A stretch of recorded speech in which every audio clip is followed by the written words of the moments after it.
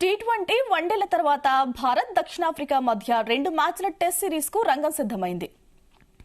ఇక్కడ super sports park లో ఇరు జట్ల మధ్య నేటి నుంచి తొలి టెస్ట్ జరగనుంది. కొంత విరామం తర్వాత రెండు టీంలు టెస్ట్ మ్యాచ్ బరిలోకి దిగుతున్నాయి. భారత జట్టు ఆఖరిసారిగా గత జూలైలో వెస్టిండీస్ గడ్డపై సిరీస్ ఆడగా, దక్షిణాఫ్రికా స్వదేశంలో చివరిసారిగా గత మార్చిలో విండీస్లోనే తలపడింది.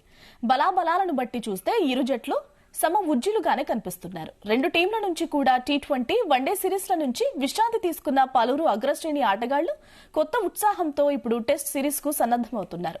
ఈ నేపథ్యంలో హోరాహోరీగా సమరానికి అవకాశం ఉంది.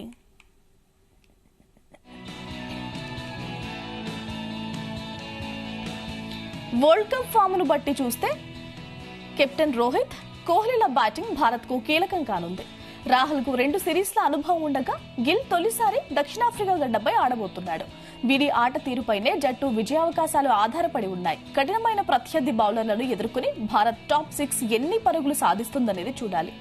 ఆల్రౌండర్ గా జడేజా రాణించాల్సిన అవసరం ఉంది. పిచ్ను దృష్టిలో ఉంచుకుని చూస్తే అశ్విన్ కంటే శార్దుల్కే ఛాన్స్ దక్కవచ్చు. బుమ్రా, సిరాజ్ ప్రధానంగా పేస్ బౌలింగ్ భారం మోస్తారు. వరల్డ్ కప్ లో అదరగొట్టిన షమి లేకపోవడం జట్టుకు పెద్ద లోటనే చెప్పాలి. అతని స్థానంలో మూడో పేసర్ గా ప్రసిద్ధ్, ముఖేష్ లకు ఒకరికి ఛాన్స్ ఉంటుంది.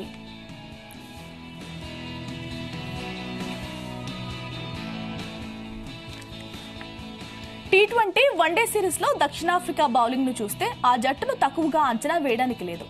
గాయాల నుంచి కోలుకున్న ప్రధాన పేసర్లు రబడా, ఎన్గిడ్, సమరాజ్ ఉన్నారు. వీరికి తోడు కొత్త స్టార్ కోయెట్జీ కూడా చెలరేగేందుకు సిద్ధంగా ఉన్నాడు. సొంత గడ్డపై ఈ త్రయం బౌలింగ్ భారత్ కు పరీక్ష పెట్టవచ్చు. భిన్నమైన శైలి గల జాన్సన్ కూడా జతగడిస్తే జట్టు బౌలింగ్ మరింత పదునెక్కబోతోంది. కెరీర్ కు ఘనమైన ముగింపు ఇవ్వాలని భావిస్తున్న సీనియర్ ఎల్గర్ తో పాటు మార్క్రమ్, బౌమా బౌలింగ్ లో కీలకం. కొత్త ఆటగాళ్లు జోర్జీ, బెండింగామ్ కూడా ప్రభావం చూపగలరు. ఈ పిచ్ పేస్ కు బాగా అనుకూలమైందని భావిస్తున్నారు. తొలి 2 రోజులు మ్యాచ్ కు వర్షం అంతరాయం కలిగే అవకాశాలున్నాయి. ఈ వేదికపై దక్షిణాఫ్రికా 28 టెస్టు మ్యాచ్లలో 22 గెలిచి 3 మాత్రమే ఓడింది.